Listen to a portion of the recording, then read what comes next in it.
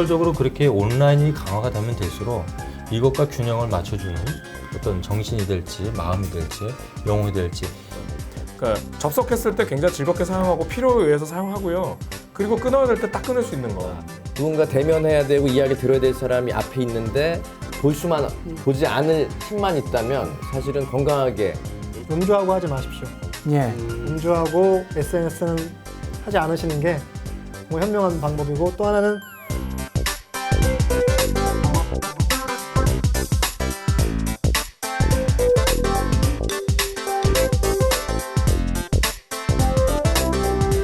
이 관심병 걸린 사람들이라고 불리는 관심병 종자, 관종이란 것들이 왜 시작이 됐는지, 이 집단들은 또 어떻게 생기게 됐는지에 대한 질문을 드리려고 했거든요.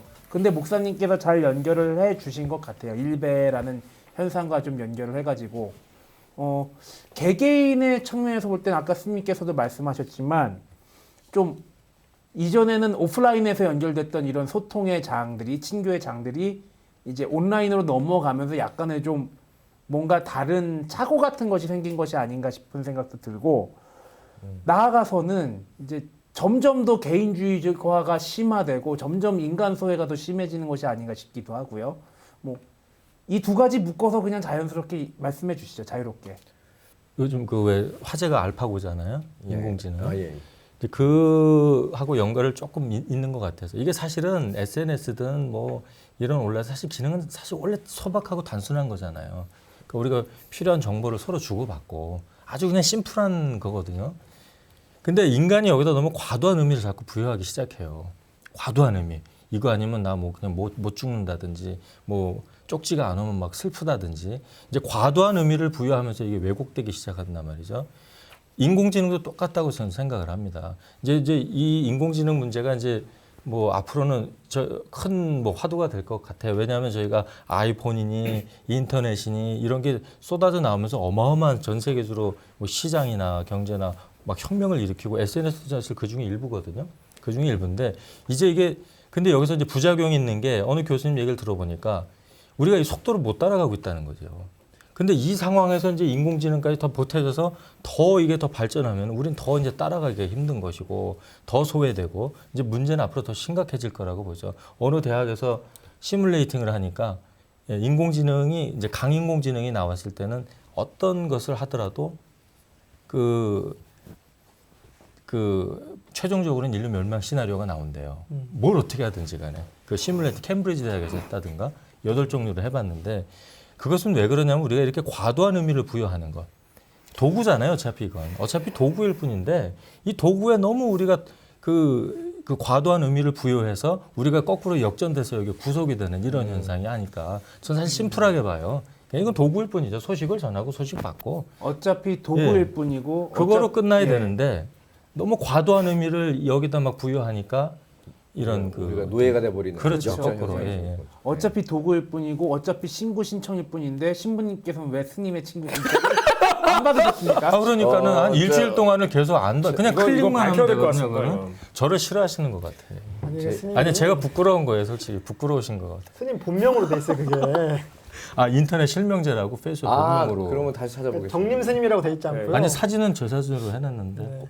내가 제 기억에는 친구 허락을 한 걸로 아예 안 했어. 수락을 한 걸로. 너무 기성 정치인스럽게 말씀하시는 거 아니에요? 오늘 다시 하겠습니다. 예.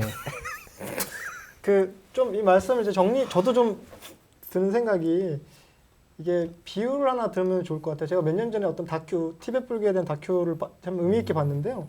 티베트 스님들이 정말 모래 만다라를 정교하게 만드시더라고. 색깔 넣어서 맞아요. 예.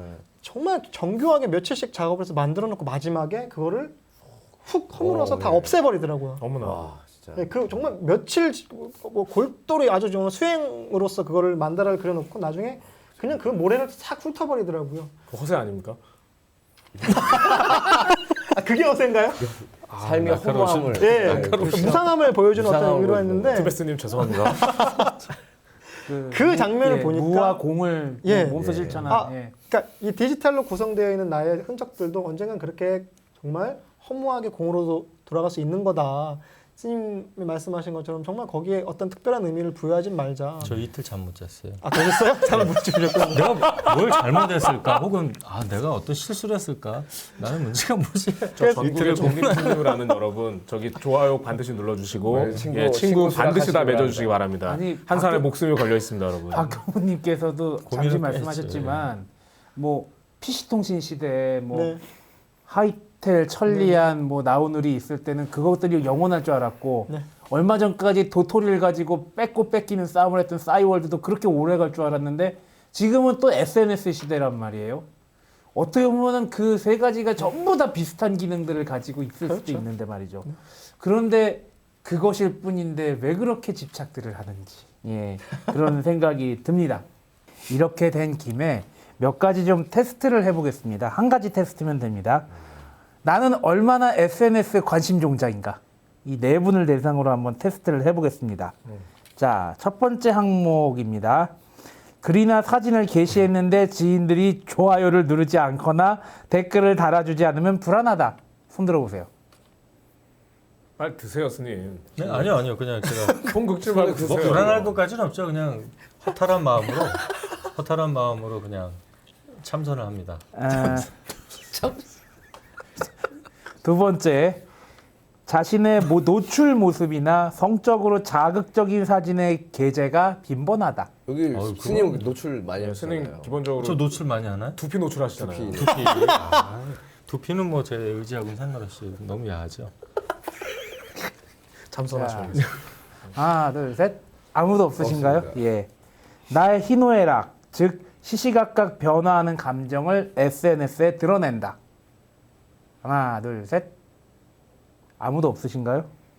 스님 거짓말 하시는 것 같습니다. 감정은 아니 욕은 많이 합니다. 이건 사실 드셔야 될 것 같아요. 감정도 욕입니다. 욕. 욕인가요? 예. 정단 욕을 감정 많이 표현을. 하죠. 시시각각. 스라고 적었습니다.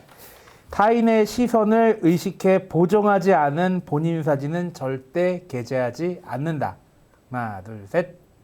아닙니다.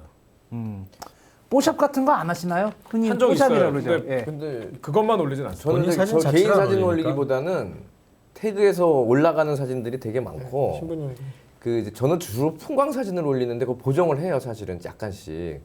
그래서 뭐 그때 그래서 안 한다고 보정을 안 하는 건 아닌데 그 오브제 자체가 제가 아니고 그냥 이제 풍경 뭐 약간 이미지들이 이래서 좀 약간 주제가 다릅니다. 예. 저도 보정을 하는데 최근에 이제 사진을 하나 CG까지. 예, 보정을 한 했는데 게 그거였습니까? 보정을 했는데 지금 같이 보정을 잘못해가지고 원판보다 더 떨어진 걸 올려가지고 하나님을 항의를 못한 보정. 예, 항의를 받아서 아 이게 지금 CG 보정하셨네요. 기술이 한번 해당하네. 기술이 떨어지는구나. 손 드셔야 될 것 같습니다. 아니 근데 드셔야 절대 되거든요. 올리지 그런 보정하지 않은 사진은 절대 올리지 않는다는 아니죠. 그래서 그냥 보정을 안 하고도 많이 올리죠. 예. 안 하는 경우도 있죠. 예. 예. 주로 많이 안 하죠. 보정을 하지 않고. 다른 사람들의 반응을 얻기 위해 거짓된 일상을 올린 적이 있다. 하나, 둘, 셋.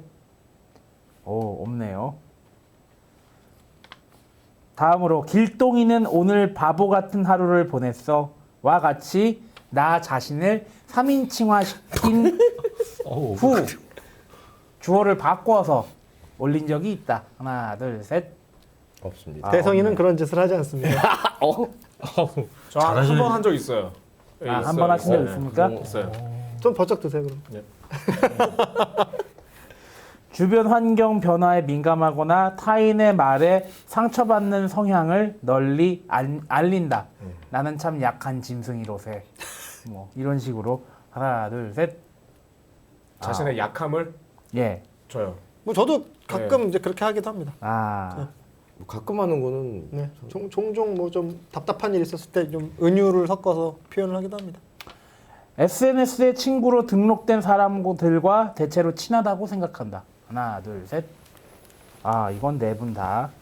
친한 사람은 잘 안 받으니까. 매주 SNS에 게시글 7개 이상 올린다. 하루에 1개씩 이상은 올린다. 하나, 둘, 셋. 아. 주변 사람들에게 SNS 이용을 줄이는 것이 어떻겠냐? 라는 말을 들은 적이 있다. 하나, 둘, 셋. 예. 어우, 후반에 주변 완전 달리는데요. 주변 사람이 저희 이제 정토가 집에서 못하게 못하게. 예, 상당히 엄히 꾸짖는 편이라서 지금 성적을 보니까 교무님 4개 항목, 목사님 3개 항목, 스님 2개 항목에 해당이 됐는데 내가 스님에게 밀린다니. 신부님은 1개 항목, 5개 이상이 된다면 관심종자 의심을 해봐야 된다. 예. 아슬아슬. 교무님 축하드립니다. 아주 예! 아슬아슬하게.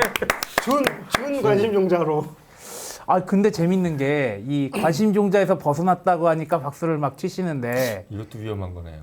그러니까 어느 정도 관심종자라는 말에 대해서 워낙에 부정적인 이미지가 강해서 그런지 모르겠지만 어느 정도 부정적으로 생각은 하시네요, 다들.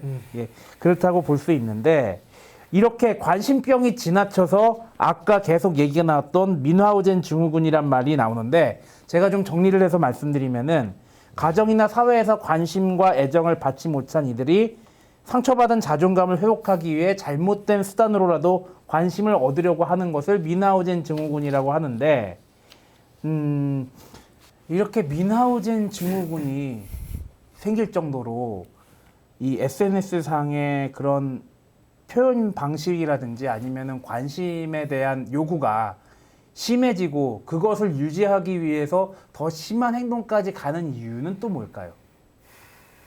뭐 이게 한번 거짓말이죠, 사실. 과장한 것을 더 포장하기 위해서 그게 좀 악순환으로 빠져드는 게 아닌가 싶고요. 그래서 뭐 전에도 얘기했듯이 그 뭐랄까 재력이나 뭐 그렇죠. 일반적으로 자기를 설명할 수 있는 것들을 갖다가 그 외부적 조건에서 좀 찾아보려다가 보니까 실제로 자기의 허상은 제대로 치유받지 못한 상태로 계속 악화 일로로 그냥 흘러가는 듯한 현상이 아닌가 싶습니다. 자, 그렇다면은 일단 SNS 상에서 아까 목사님께서 말씀하셨지만 돈가스를 몇십 장을 먹고 그런 식으로 해가지고 돈을 한 달에 몇 천만 원씩 버는 사람도 있다고 그랬는데, 단순한 관심을 넘어서 SNS 상에서 인기를 통해서 상당한 이익을 챙기고 있는 움직임도 좀 나타나는 것 같습니다.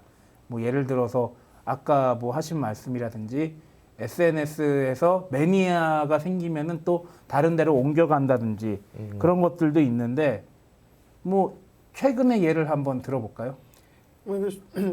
소셜 마케팅으로 또 하나의 새로운 마케팅 기법으로도 사실은 각광을 받고 있는데, 물론 그게 일반적인 어떤 사회 관계망을 통한 어떤 뭐 마케팅이 아니라 지금 뭐 이런 어떤 약간 극단적인 자기 표현을 가지고 뭐 이런 수익을 얻기도 있고, 반면에 이제 요즘엔 또 저는 이제 SNS 하다 보니까 그 음란 광고 같은 거, 스팸이 상당히 많이 와요. 뭐 도박 사이트 같은 건데 이것도 상당한 지금 또 다른 스팸으로 이렇게 공해를 일으키는데 그런 부분은 심각한 문제가 될 수 있다고 보는 거죠. 뭐 이런 것도 있는 것 같아요. 예전에 굉장히 유명한 외제차를 몰고 가던 사람이 할머니가 끄는 리어카에 자기 차가 긁힘을 당했는데 되게 아이 괜찮다고 그냥 가시라고 해서 굉장히 훈훈한 미담으로 화제가 됐었는데, 이게 알고 보니까 어떤 가게를 홍보하기 위해서 이 사건 자체를 조작한 거다. 이런 얘기까지도 나온 적이 있거든요. 그렇죠. 그런 걸 노이즈 마케팅이라고 하나요? 이건 좀 다른 건가요? 예, 노이즈 마케팅은 이제 왠지 좀 시끄러운 소리를 내 가지고 안 좋은 것을 부각시킴으로써 소문을 내는 거죠. 홍보를 내는. 그 왜 예전에 명동에 그 SNS에 퍼졌던 웬 아가씨가 계속 그 서서 똑같은 메시지를 계속 반복하니까 도대체 뭘까? 이제 이런 식의 노이즈 마케팅이 또 SNS한테 많이 퍼졌었잖아요. 그건 노이즈가 아니라 궁금하게 하는 마케팅 아닙니까? 노이즈 마케팅 그런 거죠. 궁금한 게 노이즈는 부정적인 아닌가요? 얘기를 만드는 거예요. 정확한 의미를 몰라서. 저 본인을 무식하게 만들어서 이게 노이즈 마케팅 아닙니까? 굉장히 어필하는데요. 목사님 굉장히 날카로우시네요. 굉장히 어필해. 그리고 뭐 또 다른 예는 뭐 슈퍼블로거들도 예. 그래서 유명해지면은 그 사람한테 어떻게 보면 일종의 그 광고를 효과를 노리는 사람들이 와서 그 사람에게 어떤 일정한 또 혜택을 주고 자기네들 광고를 하게끔 이렇게 도와준다거나 이런 식으로 하는 경우도 소문이 있었죠. 예. 이렇게 블로거들의 또 이렇게 뭐 파워 블로거들이 또 과하게 네네. 자신의 어떤 영향력을 통해서 이제 어떤 이익을 취하려고 하는 걸 또 역설적으로 블로거지라고 그렇죠. 해서 이제 약간 그런 또 부당한 이익을 막 취하려고 부정적인 행동을 하는 분들도 또 있죠. 이제 원인을 지금 말씀하셨는데요. 왜 영화 제목인가 튀어야 산다? 뭐 그런 제목이 영화고 저는 뭐 그거라고 생각해요. 튀어야 살고 또 그럼 더 튀어야 되고 더 튀어야 되고 자꾸 더 튀어야 되기 때문에 그래야 살 수 있는 사회가 되기 때문에 뭐 그런 원인도 상당히 있다고 생각을 합니다. 그러면은 지금 이 블로거지 얘기 나온 김에 블로그라든지 인터넷이라든지 SNS라든지 아니면은 스마트폰 혹은 휴대전화 이런 것들이 어떻게 보면 자신의 삶을 좀 편리하게 하고 특히나 한때 싸이월드나 아이러브스쿨 같은 경우엔 얼마나 선풍적인 인기였습니까? 그 끊어진 네트워크를 다시 이어주고 오랜만에 추억을 되살리는 그런 역할로 굉장히 중요한 역할을 했었는데 이게 역으로 홍보 마케팅이라든지 아니면은 좀 부정적인 수단으로 혹은 사람이 이것 때문에 자살을 하는 사태까지 악플 때문에 이런 현상이 일어나는데 이런 것들은 막을 수 없을까요? 어느 시대나 이런 뭐 소셜 네트워크가 생성되기 전에도 소위 말하는 관계 때문에 일어나는 사건들이 워낙에 뭐 부정적인 영향도 있고 긍정적인 영향이 있기 때문에 이거를 뭐 그런 일이 안 생기게 한다는 건 사실은 참 불가능에 가까운 일인 것 같아요. 뭐 결국에는 같은 결론이겠지만 이걸 어떻게 활용할 수 있는 능력? 그런 것들을 좀 더 개발해 줄 수 있는 노력이 필요한 거지 이 자체가 없어지게 한다는 건 사실 좀 현실적으로 어렵지 않을까. 예, 현실적으로는 이제 그 블로거 그 주체가 사실 건강한 인격을 가지고 있는 사람이어야지 이게 선별해내고 무시할 거 무시하고 좀 할 수 있는데 이제 그런 능력 자체가 힘이 없다 보니까 휘둘리는 경향이 사실은 농후하고 또 그런 사람일수록 자기 그 블로거가 하여튼 좀 이렇게 빛날 수 있도록 이렇게 치장을 하는 거죠. 꾸미게 되고 결국은 그러니까 내적인 내공은 없는데 외형만 커지는 상황이 돼서 한 방 이렇게 맞게 되면은 엄청난 타격을 입는 그런 어떻게 보면 유약한 사람들이 대부분이기 때문에 계속 여전히 이 부분들은 그 개인이 힘을 키우지 않는 한 이게 차라리 안 하는 이만 못하는 게 아닌가 싶습니다. 같은 생각을 가지고 있는데요. 이미 뭐 그게 긍정적이든 부정적이든 SNS를 원활하게 혹은 아주 뭐 과도하게까지 활용하는 시대는 이미 열렸습니다. 그러니까 이미 열려진 시대 가지고 그것에 대해서 저희가 극단적으로 뭐 하지 말아야 된다거나 사실 그렇게 얘기하는 것은 이제 굉장히 이제 구시대로 회귀하는 뭐가 되겠죠. 그러니까 기계가 사람의 일자리를 뺏어들여서 기계를 부수는 행위, 러다이트 운동 뭐 이랬었. 그러니까 그것이 그 순간에 뭔가의 분풀이가 될 수 있지만 이미 그렇게 열어젖혀진 사회를 기계화된 사회를 바꾸지는 못하잖아요. 그러니까 마찬가지로 지금도 그런 부분에서 우리가 그럼 이 부분에서 이렇게 열려진 것에서 우리가 어떻게 해야 되느냐는 아까 말씀하셨듯이 그런 부분에 그것을 이용하는 본인의 본질적인 의미를 잘 이렇게 가지고 있을 필요가 있다는 생각이 들고, 그러니까 그런 부분에서 주객이 전도되지 말아야 된다는 생각이 들어요. 그러니까 SNS 뭐 이런 것들이 다 총칭하면 이제 그 인터넷 공간 안에서 활용이 되는 것인데, 그러니까 여러분이 다 알고 계시듯 인터넷의 처음 시작은 미군이 군간에 이렇게 여기저기 흩어져 있는 미군이 원활하게 자신들의 것을 수행하면서 만든 인트라넷에서 출발하는 거잖아요. 그렇죠. 그러니까 그것이 말 그대로 군이 자신들의 필요에서 수단으로 만들어진 것이 지금은 그것이 아니고는 군이 작전할 수 없는 상황이 되어 있는 거죠. 그러니까 그래서 군이 틀렸습니다 이런 얘기를 하려고 하는 것은 아니고요.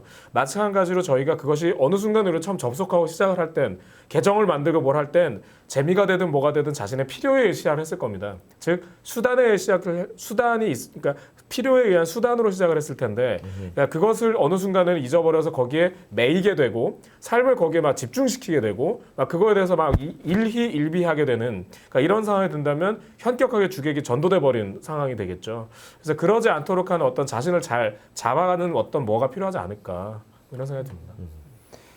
결국에는 개인 유저들이 올바른 사고방식을 바탕으로 올바른 마음을 바탕으로 해서 SNS를 사용할 경우에는 이렇게 돈벌이라든지 아니면 부정적인 방식으로 SNS를 사용하는 사람들에 비해서 수가 압도적이면 그것이 자연스럽게 줄어들지 않을까 뭐 그렇게 정리가 될 수도 있을 것 같은데 자 그렇다면은 과연 올바른 SNS의 활용이라는 것은 도대체 무엇인지 각자 입장을 한번 얘기해 보시죠. 글쎄요, 지금 올바른이라는 그 자체가 상당히 좀 사실은 좀 공허하게 들립니다. 왜냐하면 SNS 말씀하신 대로 부정적인 그걸 피해서 현대판 유목민이라고 불리죠. 막 이동합니다, 사람들이.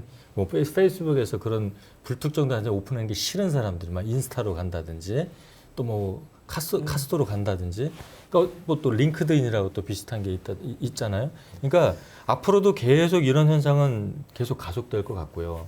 그래서 새로운 또 영역이 또 자꾸 나오고요. 근데 저는 여기서 한 가지 방금 말씀하신 올바른 사용법이라기보다는 그 어떤 그 뇌과학자 강의석에서 이제 그 얘기를 들은 적이 있습니다. 이렇게 이제 다음이 저는 사실 더 걱정되는 거예요. 현재도 이런데 지금 실리콘밸리는 벌써 시작이 됐대요. 딥러닝이라고 이번에 이제 알파고에 응용된 그 프로그램을 가지고 경제, 금융 여러 가지 분야를 선점하려고 이제 어떤 게 또 나올지 모르겠죠. 좀 더만 이제 네트워킹이 긴밀한 어떤 사회가 도래할 것 같은데 지금도 이런데 또 다가올 그 어떤 또 변화의 시대에 그분은 그렇게 얘기를 하시더라고요. 가장 중요한 거는 마음, 정신이라고 하는 그 영역이 가장 또 각광받는 그 시대가 될지도 모르겠다. 그런 얘기를 하니 저 공감이 많이 가더라고요. 그러니까 역설적으로 그렇게 온라인이 강화가 되면 될수록 이것과 균형을 맞춰주는 어떤 정신이 될지 마음이 될지 영혼이 될지 이 분야에 있는 사람들이 더 노력을 많이 해서 좀 더 같은 파트너 혹은 아니면 같이 따라갈 수 있는 그런 노력들을 좀 많이 하는 것이 조금 대안이 아닐까 이렇게 생각을 합니다. 어떻게 보면은 SNS에서의 그런 관심병 이런 얘기들을 저희가 하고 있잖아요. SNS에서 관심병 소리 안 들으면서 개인이 SNS를 잘 쓸 수 있는 방법에 대한 얘기도 좀 추가해서 해주셨으면 좋겠습니다. 예. 뭐 저는 뭐 현실적으로 뭐 학생 저를 면담하러 왔던 한 친구가 신부님 제가 얘기할 때는 이거 스마트폰 보지 마세요라고 한 적이 있어요. 근데 뭐 제가 그때 뭐 급한 일 때문에 이제 일 처리했고 이제 일반적으로 보는 사람이 아닌데 아주 명쾌한 요구 사항이었거든요. 그래서 사실 우리가 누군가 대면해야 되고 이야기를 들어야 될 사람이 앞에 있는데 보지 않을 힘만 있다면 사실은 건강하게 여기 종속되지 않고 이 스마트폰, 그러니까 SNS를 활용할 수 있는 일단은 그 베이직, 그러니까 기본적인 그 자질들은 우리가 가지고 있지 않을까 싶습니다. 그래서 그것도 못한다면 그건 진짜 심각한 거죠. 본인 안에서 이런 생각을 해보면 어떨까 싶은데요. 사실 그거는 어떻게 뭐 몇 시간을 하면 뭐 좋은 거고 이상을 하면 나쁜 거 이렇게 할 수 있는 기계적으로 나눌 건 아닌 것 그건 아닌 것 같거든요. 같아요. 예, 사람에 따라서 컴퓨터를 많이 사용하는 사람도 있고 뭐 아닌 사람도 있고 이럴 테니까요. 그러니까 이런 생각을 해보면 어떨까 싶어요. 그러니까 접속했을 때 굉장히 즐겁게 사용하고 필요에 의해서 사용하고요. 그리고 끊어야 될 때 딱 끊을 수 있는 거. 그 정도를 본인이 할 수 있는 거 없는가를 잘 견제하면 좋지 않을까 하는 생각을 좀 가집니다. 그리고 뭐 이게 다소 그러니까 공허할지 모르겠습니다만 이런 생각도 있는데요. 그 왜 제가 아주 꼬맹이 때 봤었던 은하철도 999라는 그 일본 애니메이션의 마지막이 기계들의 세상에 가서 영원한 생명을 얻기 위해서 살고 있는 기계들의 세상에 가는 거죠. 근데 그 세상이 전혀 즐겁지가 않고 거기서 처리가 나중에 택한 건 그래서 기계들의 세상에서 살고 있는 것도 아니고 자신이 걸어왔던 여정 뒤로 다시 돌아가는 것도 아니고 또 열차를 타고 새로운 여행을 떠나면서 끝나지 않습니까? 그러니까 아까 말씀드렸듯이 SNS의 세상은 이미 열렸습니다. 그러니까 이거에 대해서 저희가 SNS는 너무 하는 건 부정적이야 이렇게 할 수도 없고요. 그렇다고 적극적으로 활용하지 않으면 너는 덜 떨어졌어 이렇게 비난할 수도 없는 거죠. 그런 부분이라면 적극적으로 활용하는 가운데 이것을 앞으로 열린 세상을 어떻게 갈 거냐에 대해서 조금 우리가 열린 자세를 가질 필요도 있다. 그러니까 모르는 것에 대해서 일단 부정적일 수 있지 않습니까? 안 해본 거기 때문에. 근데 그렇지 않을 수 있다는 것도 좀 살펴보면 어떨까 하는 생각이 있습니다. 저는 좀 현실적인 코멘트나 조언을 좀 드리고 싶은데 음주하고 하지 마십시오. 예. 음주하고 SNS는 하지 않으시는 게 정말 현명한 방법이고 또 하나는 감정 기복이 급격하게 있었을 때 너무 기뻤을 때나 너무 이제 감정적으로 우울하거나 부정적인 정서에 휩싸였을 때도 SNS는 접근하지 않으신 게 훨씬 더 정신건강에 이롭다고 봐요. 뭐 글을 올리는 걸 떠나서 그런 감정에 휩싸였을 때는 아예 SNS에 접속해서 하지 않는 것이 훨씬 이롭고요. 또 하나는 또 다른 제 생각인데 우리가 기본적으로 이런 문제들이 발생했을 때 어떤 규제나 법률로서 이거를 제어하려고 하는 경향이 있는데 사실 저는 인간이 기본적으로 가지고 있는 자아 성찰 능력을 존중하는 편입니다. 또 더 나가서 집단의 자기 성찰 능력도 있다고 보기 때문에 기본적인 자기 안에서의 절제는 저는 가능하다고 봅니다. 어느 정도 일정 수준까지는 가능하다고 보기 때문에 꼭 그렇게 기능적으로 활용하면 좋을 것 같습니다. 그래서 정말 지혜롭게 이것을 정말 지혜롭게 SNS를 활용해야 되는데 기본적으로 어느 이상까지 자기를 너무 신뢰하지 마시고요. 그 부분에 있어서의 자기의 성찰을 좀 더 확신해 주시고 그 이상을 벗어나는 자기의 통제 범위를 벗어났을 때는 감정이 됐든 상황이 됐든 그런 경우에는 SNS를 과감하게 좀 끊어주시는 것도 현실적으로 도움이 되지 않을까 이런 생각이 듭니다. 정리를 하면은 네 분의 의견을 정리를 하면은 아마 SNS는 SNS일 뿐이다라고 생각하는 게 가장 좋은 방법이 아닌가 싶고요. 여기에 또 제가 첨언을 하자면은 SNS에서 어떠한 글을 올릴 때 이 글을 내가 왜 올리는지를 좀 생각해 봐야 되지 않나 싶어요. 예를 들어서 널리 알고 싶기 때문이다라면 SNS에 올리는 게 좋지만 아까 교무님께서 말씀하셨듯이 내가 심리 상태가 안 좋은 것을 보여주기 위함이라면은 그 심리 상태 안 좋은 것을 풀기 위함이라면은 차라리 심리 치료 하는 곳을 간다든지 심리 상담하는 곳을 가는 것이 낫지, 혹은 친구를 만나서 대포 한 잔을 하는 것이 낫지, SNS에 올리는 것은 애시당초의 목적과 합치하지 않는다라고 본다면은 오히려 이런 피해가 좀 줄어들지 않을까 싶고요. 요것을 조금 확대를 해보죠. 이 목사님의 굉장히 중요한 관점 중에 하나인데 결국엔 사회적인 관점으로 봐야 된다는 쪽으로 돌린다면은 이 관심병이라는 것도 사회에서 만들어낸 병의 일종이라고 보거든요. 그렇다면은 사회에서 만든 이 병을 과연 개인의 몫으로만 남겨야 되느냐? 그건 또 아니라고 보고 개인의 노력도 있어야 되지만 사회의 노력도 있어야 된다고 보는데 사회에서는 이러한 관심병, 관심종자 이런 사람들을 어떻게 대해줘야 될지 부정적이라면 이런 사람들이 부정적이다라면 줄여야 될 텐데 줄이려면 어떻게 해야 될지 이런 얘기를 좀 해봐야겠네요. 그거는 사실 답이 참 어렵다고 보고요. 유일한 답이라 봐야 제 생각에는 그 관심종자에게 그렇게 관심받고 싶어하는 사람에게 한 표를 던지는 그 사람들이 안 하면 되거든요. 그러니까 쉽게 얘기하면 하는 사람은 뭘 할 수가 있겠죠. 하는 사람은 언제든지 할 수 있겠지만 아까 제가 중간에 말씀드린 것처럼 그것이 통하냐 안 통하냐 여기서 또 결판이 나는 것이고 그것은 글쎄요 이게 뭐 SNS는 통제할 수가 없는 또 영역이고 또 정부에서 그래서 통제를 못 하지 않습니까? 해보려고 지금 막 덤비고는 있으나 뭐 여의치는 않겠죠. 그만큼 어떤 개개인의 의견이 소중한 영역이고 하기 때문에 결국은 그 각자가 그 한 사람 한 사람이 관심을 안 가져주는 게 유일한 방법이 아닐까 저는 그렇게 생각을 하고요. 질문을 들으면서 그런 생각을 했는데요. 역시 오늘도 재미와 감동, 유의미한 정보는 저로부터 시작하는구나 이런 생각을 하게 됐고요. 죄송합니다. 아까 왜 제가 그 얘기 중에 그런 말씀을 드렸었잖아요. 그러니까 그 허세가 나타나는 것에 대해서 공감을 받지 못했을 때, 그러니까 관심을 받지 못하고 그것이 어떻게 내재했을 때 나타나는 자존감의 부족이라는 부분을 그럼 집단의 상황으로 봤을 때 아까 이렇게 볼 수 있겠다라는 말씀을 드린 거. 이렇게 생각합니다. 아까 말씀하셨던 그런 부분에 있어서 그게 개인적이든 단체적 부분에서 그게 자존감이라는 문제라면 그렇게 해서 무너져 내린 자존감을 회복하는 건 방법은 한 가지밖에 없는 것 같습니다. 공감이죠. 그러니까 멜라니 클라인이라는 네가 얘기했었던 그 공감이라는 것은 그냥 형식적으로 종교인들이 그런 거 많이 하잖아요.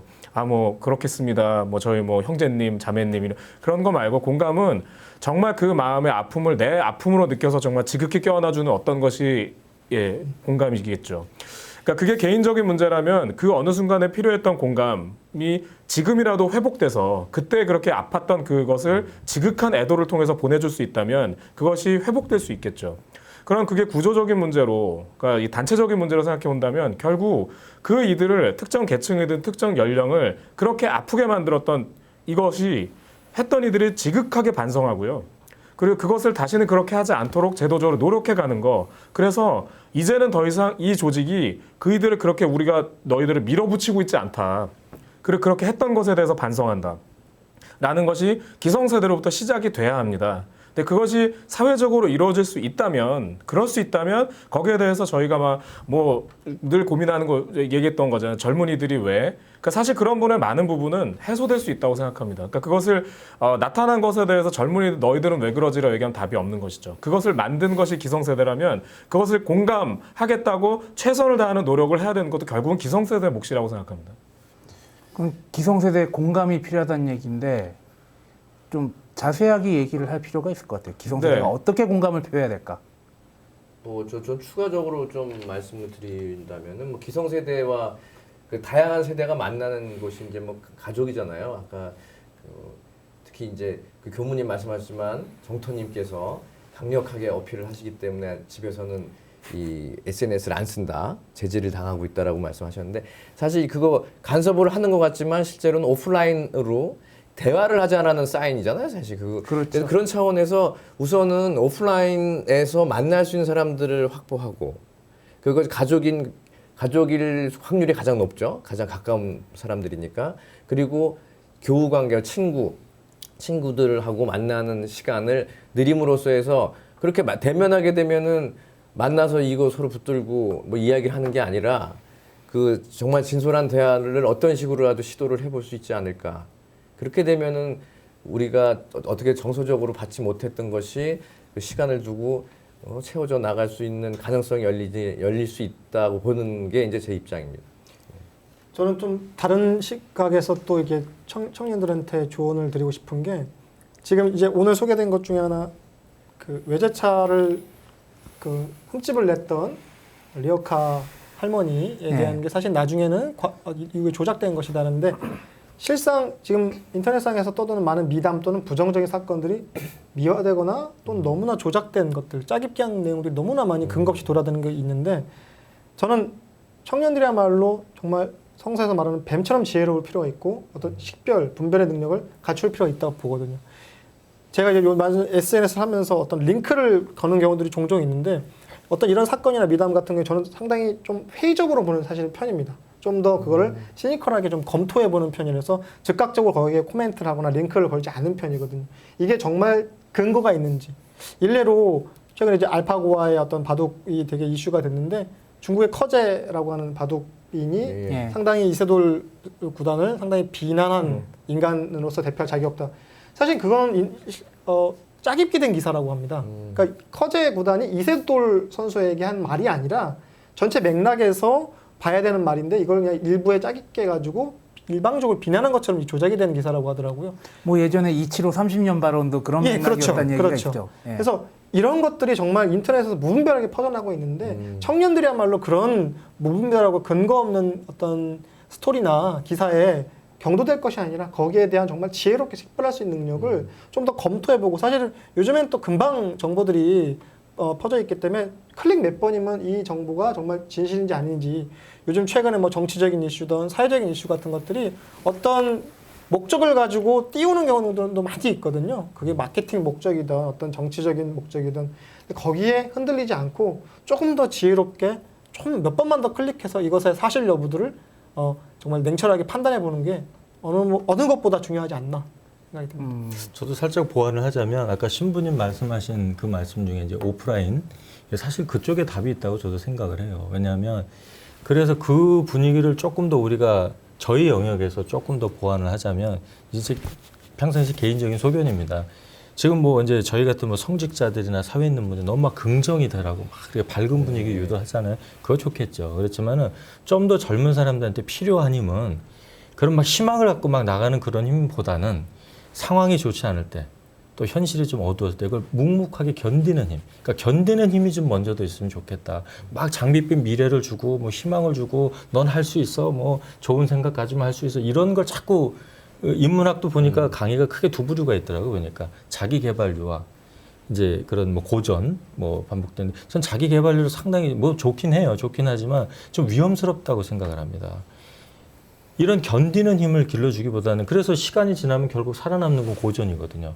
이거는 그렇게 뭐 희망을 주고 그런 건 아니에요. 인간이 살아갈 어떤 도리, 규범에 대해서 먼저 견디는 힘을 좀 가지고 그 견디는 힘이 약하면은 금세 쓰러지거든요. 근데 그 상태에서 뭐 자꾸 희망을 갖고 넌 할 수 있다고 하고 뭐 자신감을 가지라 하고 실력 없는 놈이 자신감 가진다고 뭐가 되겠어요? 안 되거든요. 그래서 자기계발서 보면은 20대부터 60대까지 계속 미쳐야지 살 수 있다라고 계속 그럼 그 미친 놈이지 그게 성한 놈이겠어요? 그냥 미친 놈이에요 그거는 미친 놈이지. 그러니까 그런 걸 자꾸 조장하고 자극적이 되고 젊은이들한테 물론 절박하니까 당장 뭐 자극적인 게 필요한 건 이해하지만 그런 걸 자꾸 강요를 하는 사회 분위기 또 그 어른들 이 사람들 좀 크게 반성해야 된다고 저는 생각을 해요. 예, 그 좀 저는 그런 현실적인 대안도 한번 제안을 해보고 싶습니다. 네 분의 얘기를 정리하면은 결국에는 SNS를 쓰는 사람이 냉소적으로 바라볼 필요가 있다고 하신 분도 있고 SNS에서 오프라인으로 좀 더 나아가야지 된다라는 말씀을 하신 분이 있고 결국에는 이렇게 관심병으로 젊은 세대들을 몰아붙인 것은 기성세대의 탓이 크니까 기성세대가 잘 소통하고 감싸 안아야 된다고 하신 분이 또 있으신 것 같은데 여기서 막간을 이용해서 질문을 드리자면은 그 관심병자들의 집합체라고 흔히 얘기하는 곳이 일베 아닙니까? 일베가 유해할까요? 소라넷이 유해할까요? 유해하며 예. 소라넷이 뭐지? 그뭐 고동인가요? 뭐 과자 이런 것 같기도 독인 하고. 객인이네요. 네, 도끼인 객긴인가요? 관심병에 대한 치유에 대해서 사회에서는 아직도 좀 멀리 떨어져 있는 게 이런 현상이 나오는 것이 아닌가. 일베를 폐쇄하는 것이 무조건적으로 좋은 건 아니겠지만 일베에 대해서 어떻게 해결을 해야 된다는 생각을 가지고 있어야 되는데 여전히 일베는 관심을 가져달라고 아우성을 치고 그것이 사회적으로 문제가 되고 있는데 아직도 기성세대와 사회는 손 놓고 대책 없이 그냥 지내는 게 아닌가 싶어가지고 말씀을 드렸습니다. 거기에 저는 이 일을 하나 제기하고 싶습니다. 예. 손 놓고 방치하는 수준이 아니라 열렬히 환호하는 사람들이 있기 때문에 문제예요. 그렇죠. 어른들이 예. 영웅이라고 심증을 하고 저도 사실은 제가 평상시 인간관계가 되게 좋던 분이 계셨어요. 괜히 그 페이스북을 일촌을 맺어가지고 전 너무 놀란 거예요.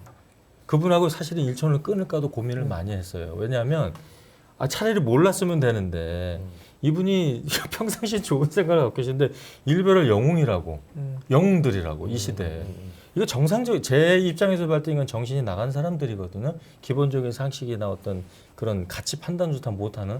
근데 이런 분들이 뜻밖의 많더라는 거죠. 소위 뭐 극보 순위 보수라는 그리고 오히려 활용을 해요 이 사람들을 자꾸 그저 자극을 하고 하라 이런 상황에서 그 사람들을 어찌 할 수가 있겠습니까? 저는 아까 주신 말씀을 가지고 생각을 해봤을 때 일베와 소란에서 공통점은 이 사회가 가히 조장하고 있는 포르노라고 저는 생각해요. 그러니까 포르노는 어떤 부분에 되게 가감없이 원색적으로 드러내는 거잖아요. 그러니까 소라넷은 본인 성적 욕구, 여러 가지 성적 욕구를 정말 여과 없이 쏟아내는 거죠. 일베는 거의 뭐 사회에 뭔가 본인이 씹고 싶은 모든 존재를 전방위적으로 씹는 거잖아요. 그러니까 그런 부분에서 뭐 언어든지 뭐든지 뭐 여과가 없죠. 그러니까 그런 부분에 굉장히 공통점이 있는 반면 그리고 한 가지 공통점이란 둘 다 저는 자존감이라는 문제에서 그게 개인이든 참여하는 이들의 단체든 자존감은 극도로 떨어진 상태들이라고 저는 봐요. 근데 그런 부분에서 아까 제가 말씀드린 걸로 가자면 소라넷은 은닉되는 쪽으로 가는 거고요. 아까 이렇게 찌그러들어서 은닉되는 방향, 자기들끼리 이렇게 은닉되는 방향으로 가는 반면 일베는 전방위적 공격으로 해서 거대한 허세를 키우는 방법으로 가는 거죠. 그러니까 그러면 그거를 규제하는 입장에서 본다면 찌그러지는 쪽을 찌그러뜨리는 건 훨씬 더 쉬운 일입니다. 근데 전방위적으로 공격하는 존재는 건드리기가 쉽지가 않죠. 그러니까 저는 이런 의미에서 봤을 땐 소라넷을 규제하고 일베에 대해서는 어중간한 자세를 취하는 건 뭐 뻔한 거라고 생각이 들고요. 그러니까 그러므로 그거는 독인 객인인데 무엇이 더 위험하냐고 본다면 글쎄요, 저는 독인 객인 중에 더 위험한 건 아까 말씀하셨던 일베라고 생각해요. 그러니까 여기는 공격성을 띠기 때문에 사실 소라넷은 본인들이 본인들의 윤리를 망가뜨리고 본인들을 망가뜨리는 쪽으로 가는 거지 그걸로 막 온 사회를 다 뭐 이렇게 막 망가뜨린다고 하는 건 이제 이 사회가 걱정하는 것이 실은 그런 쪽은 아니지 않습니까? 아니 그런 문제 나오고 있어요. 그러니까 제가 아니라고만 본다면 또 그럴 수 있겠습니다. 아무튼 저는 그런 부분에서 본다 아까 자신을 망가뜨리는 쪽으로 가는 입장 뭐 그렇게 보는 거죠. 그러니까 그런 의미에서 생각해 본다면 역시 이 두 개에 대해서 저희가 같이 고민하는 건 어떤 분의 쌍둥이들이거든요. 그러니까 이 쌍둥이를 근데 파생시킨 거, 그러니까 소라넷 너희들 잘못했어 이렇게 때리는 거, 그러니까 이 때리는 존재가 실은 본인이 그걸 양산했다는 것을 알아야 된다는 겁니다. 그렇죠. 이런 생각이 든다는 거예요. 또 한 가지 측면을 여쭤보면은 계속해서 저희가 물론 청년들을 위한 방송이다 보니까 그런 건데 밥상머리에 앉아서 자꾸 스마트폰만 본다고 혼나는 사람들이 있단 말이에요. 있죠. 그런데 이게 비단 젊은이만은 아니다. 어르신들도 그렇죠. 계속해서 야, 뭐 카카오 뭐에 재밌는 거 떴다 하면서 계속 머리 스마트폰에 받고 읽으시는 어르신들이 있단 말이에요. 이런 것들은 또 어떻게 해야 될까요? 과연 청년들만 그렇게 SNS에 위험에 노출돼 있는가? 지금 저희 질문의 요지가 그러니까 SNS의 폐해인가요?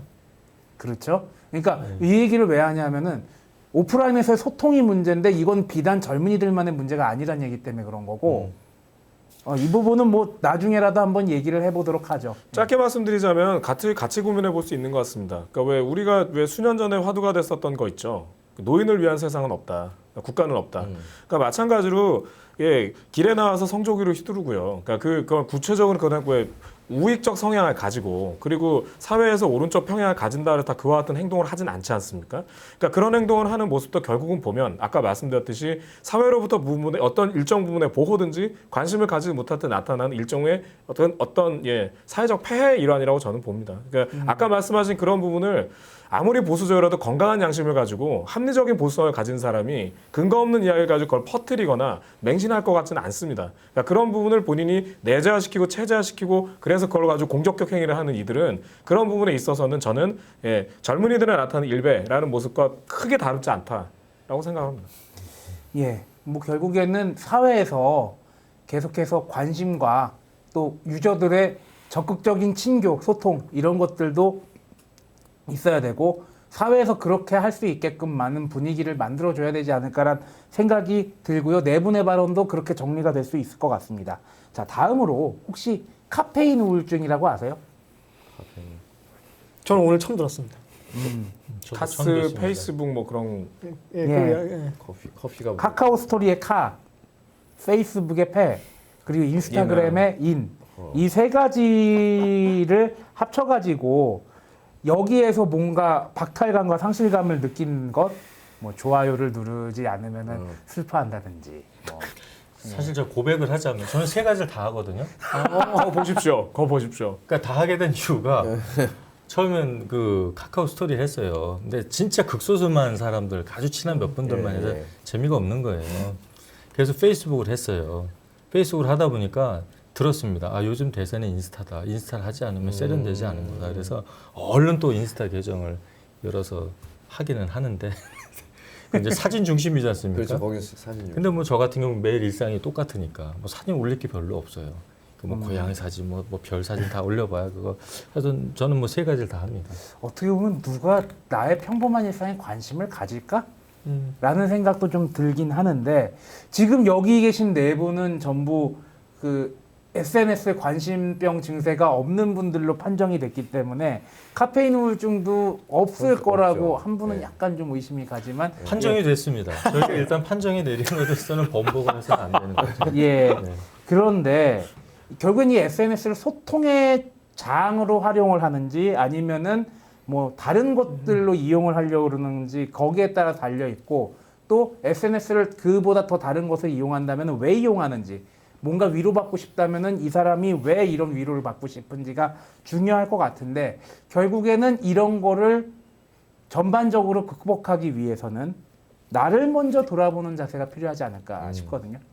공감하십니까? 예, 아주 공감. 완전 공감. 예. 그렇다면은 나를 돌아보고 SNS를 좋게 활용할 수 있는 방법이 있다면 뭐가 있을까요? 좋게 그 활용한다. 일기 제가 그 이미지와 다르게 중학생 때랑 고등학생 때 일기를 거의 매일 썼어요. 그 일기장 그 당시에 뭐 자물쇠 달린 일기장 같은 거 되게 유행했었거든요. 네. 저희 학창 시절에 아닌가요? 예, 기억납니다. 네. 그리고 이제 대학 다닐 때도 사실 저희 이제 원불교학과 때는 그 수행법 중에 하나가 또 일기를 쓰는 법이 있기 때문에 물론 당연히 패스하기 위해서는 일기를 썼는데 일기를 쓰는 습관이 있었기 때문에 사실 전 이후에 그 당시에 어떤 뭐 싸이월드나 사실 저는 자기 만족이나 자기 기록 일종의 메모장 기능으로 사실 많이 사용했던 것 같아요. 지금도 제가 어디를 특정한 데를 갔다 왔을 때 거기를 안 잊어버리기 위해서 링크를 걸어서 그 지역을 저장해 놓는 용도로도 사실 많이 쓰는 편인데 저는 사실은 그러니까 저는 저 자신과의 대화를 하는 편이라고 보는 거죠. 내가 오늘은 이런 생각을 했다. 일기의 연장이라고 좀 할 수 있는데요. 저는 그렇게 되면 자연스럽게 자기를 성찰할 수 있는 기능으로서 SNS를 활용할 수 있다고 보거든요. 그러니까 이것을 통해서 나와 관계 맺은 이들에게 나를 알려주는 기능도 물론 있겠지만 저는 사실 그건 두 번째고 일단 나 자신과의 대화의 과정이다. 오늘은 뭘 했고 소위 말해서 오늘은 뭘 했고 어디 가서 이런 느낌을 받았고 내일은 어떤 계획을 가지고 이런 것들을 좀 해보고 싶다는 어떤 꿈과 희망을 적는 하나의 메모 또는 일기장 역할로서 활용하는 편인데요. 좀 더 그렇게 되면 구체적으로 내가 자신을 돌아보는 기능으로 SNS를 좀 더 폭넓게 활용할 수 있지 않을까 이런 생각도 합니다.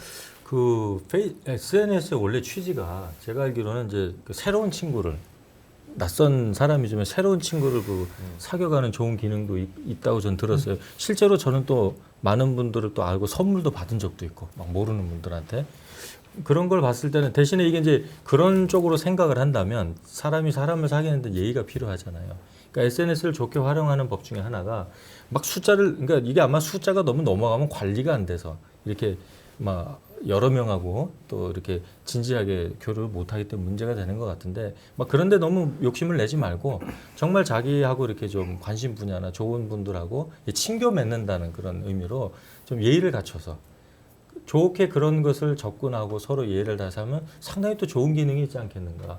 자기가 만날 수 없었던 평상시 만날 수 없는 사람과 새로운 만남을 갖기도 하고 도움을 받기도 하고 맞습니다.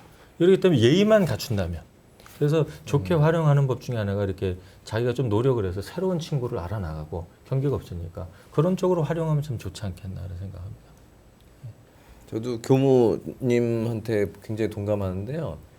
그 자기 성찰을 위한 도구로 활용하는 것만큼 어떻게 보면 가장 선용할 만한 게 없다고 저는 좀 생각이 들고 그다음에 더 내밀한 얘기는 사실 오프라인 상에서 고해 성사 수준에서 얘기가 돼야 될 거고 자기 고백이라는 것은 사실은 인터넷으로 이렇게 올릴 것이 아니라 물론 이제 자기만 볼 수 있게끔도 하지만 이 클래시컬하게 왜 이렇게 일기장에 써보는 연습 그거 우리에게 사실은 고유하게 주어졌던 능력들이잖아요. 펜을 가지고 글을 쓴다는 거. 근데 너무 이제는 쓴다기보다는 이제 친다고 표현할 정도로 이제 그렇게 어떻게 보면은 우리가 기능을 갖다가 좀 하나를 퇴화시키고 있지 않나 이런 생각이 듭니다. 그래서 그런 면에 있어서 자기 성찰만 된다면 건강하게 우리가 이 도구에 종이 종속돼 버리는 일은 벌어지지 않을 수 있지 않을까 이렇게 봅니다. 이전에 대화를 했고 그건 근거리에 있는 사람들과 할 수 있는 것이죠. 근데 그게 이제 원거리인과 원활하게 되는 건 전화기의 발명이나 혁명에 의해서 가능했고 그리고 이제 전화기라는 기기가 없는 상태에서 또 원활하게 할 수 있는 게 뭐 글을 보내기도 하고 뭐 이런 것들이 뭐 정보를 보내기도 이런 게 있었겠죠. 그 다음에 이제 저희가 알고 있듯이 뭐 하이테 천리안을 통해서 띠디디디 하면서 이렇게 막 단편이지만 글을 보내는 즐거움에 아주 기가 막혀 있었고 지금은 거의 뭐 인터넷 홍수 속에 뭐 이렇게 살고 있죠. 지금 이렇게 살고 있죠. 여기 어딘가 인터넷 흐르는 것 같은 느낌 속에 살고 있지 않습니까? 그러나 계속해서 잊지 말아야 되는 건 이것은 모두 다 지금 우리가 살고 있는 것은 어떤 것의 필요에 의해서 만들어진 수단들이라는 것이죠. 그 수단임을 잊지 않아야 될 필요가 있는 것 같고요. 그런 부분을 생각해 보면 그 수단을 사용하는 내가 이것에 집중하게 될 때 왜 그런가를 생각해 보면 사실상 그 순간에 집중해야 되는 건 그게 아니라 아마 다른 데 있을 것 같습니다. 그러니까 자기 자신의 공허함이라던가 아니면 자기가 지극히 바라봐야 될 슬퍼하는 마음이라던가 혹은 옆 사람과 나눠야 될 지극히 기뻐하는 마음이라던가 아무튼 뭐 그런 뭔가이지 않을까 싶어요. 그러니까 자신이 뭔가 어디가 공허해 있다면 사실은 대단히 힘든 일이긴 하지만 직면해야 되는 건 바로 그 자리이고 해소돼야 되는 것도 결국 거기가 해소돼야 되는 거지 다른 거로 둘러친다고 해서 해소가 되는 건 아니겠죠. 그래봐야 결국은 밑 빠진 독에 무지하게 물을 쏟아붓는 일밖에 안 될 것입니다. 수단을 명심하는 것과 그리고 직면해야 될 때 자신을 드러내는 것 두 가지를 가질 수 있다면 우리가 소위 생각하는 어떤 병 혹은 폐해 개인적으로는 막아볼 수 있는 일이 아닐까 생각해 봅니다. 오늘은 왠지 제가 오랫동안 좀 구석에 넣어놨던 일기장을 좀 꺼내봐야 되지 않나라는 그런 생각이 네 분의 얘기를 들으면서 좀 느껴지네요. 예, 알겠습니다. 기본적으로 SNS는 굉장히 유용한 정보를 잘 얻을 수 있는 방법 중에 하나입니다. 맛집이라든지 좋은 여행지 그런 것들이겠죠. 그런데 실제로 이런 SNS에 많이 매몰되다 보면은 본인을 돌아볼 시간은 막상 줄어들게 되는 경우가 많습니다. 그리고 온라인에만 집착하다 보면은 자신이 관심병에 걸리게 되는 것도 모를 수도 있습니다.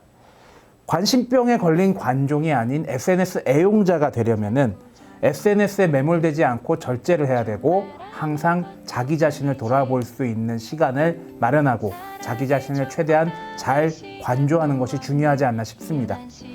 소수의견 오늘은 여기까지입니다. 끝까지 시청해주신 여러분들 모두 감사합니다. 안녕히 계십시오. 조금 통장에 들어있는 19만 원을 들고서